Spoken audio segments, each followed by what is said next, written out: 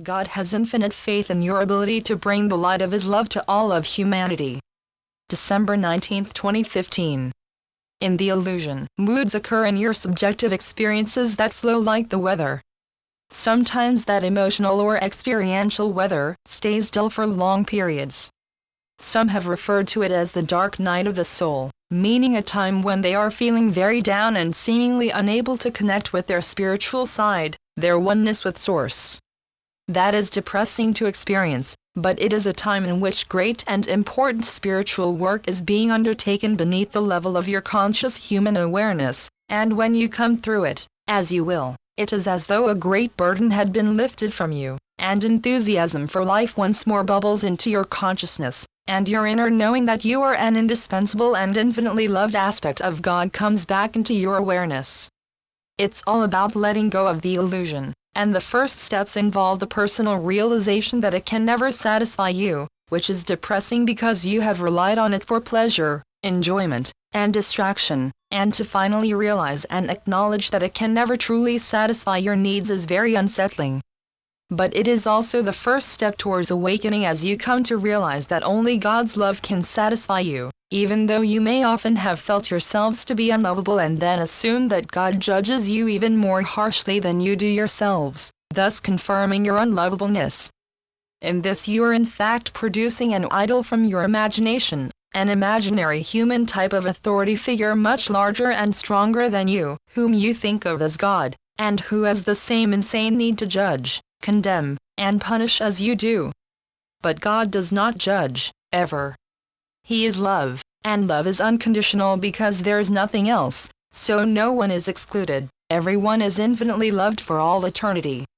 Those whom you choose to see as evil, unacceptable, deserving of hell, are just mirroring back to you your own self-judgment. When you cease to judge and start forgiving and accepting, you will see those others in a different light, as suffering damaged ones, desperately seeking love, and terrified of rejection.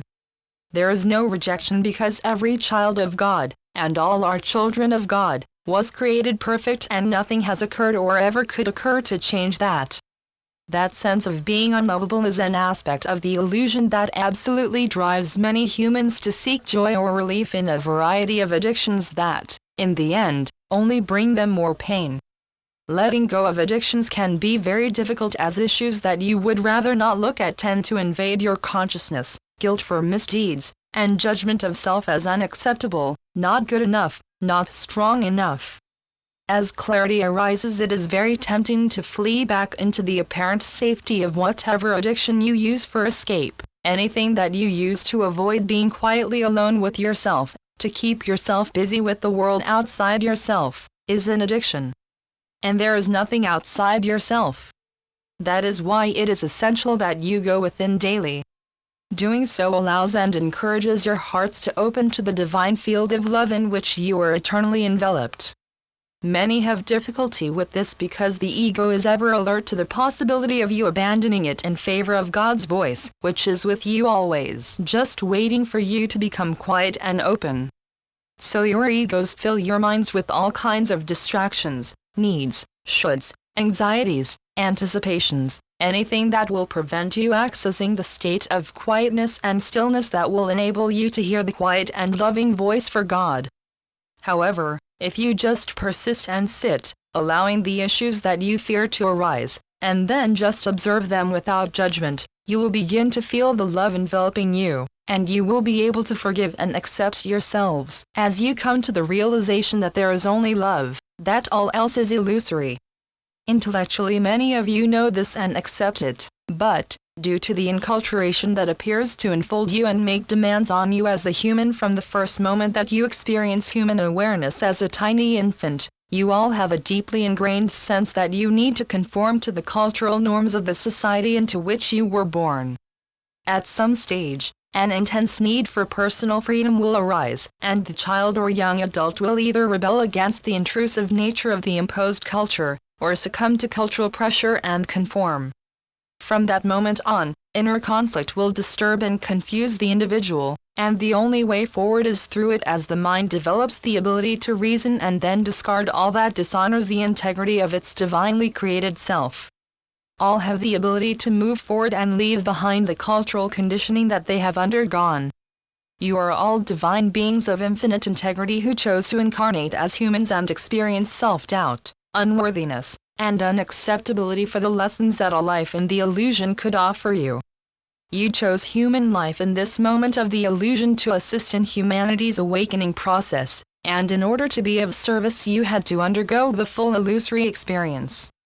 This does make it difficult initially for you, as the memory of your true nature is hidden from you by the cloak that is the illusion.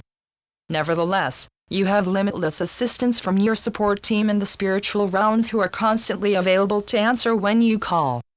You have been very well prepared for the human task you undertook because, prior to incarnating, you were given intense training to enable you to deal with all the eventualities that you might encounter. Still, the cloak that hides your true nature from your awareness is heavy, and frequently, when you attempt to go within, it appears to shut you off or isolate you completely from your spiritual guides and mentors, the voice for God. Often people feel that they are wasting their time trying to connect with spirit, that the spiritual realms are just a figment of their imaginations, a sad and desperate attempt to find something holy to believe in because the real world is such an unhappy place filled only with suffering and poverty. But of course that real world is illusory, as you well know, and you will awaken and find it has dissolved without trace. Until that moment, it is your most urgent task to go within, to keep going within, to persist in your attempts to hear the voice for God, and to distance yourselves from the distractions with which your egos attempt to entice you back into the illusion.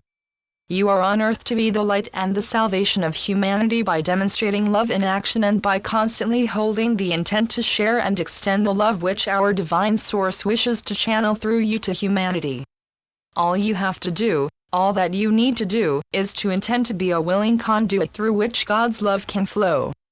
Nothing more.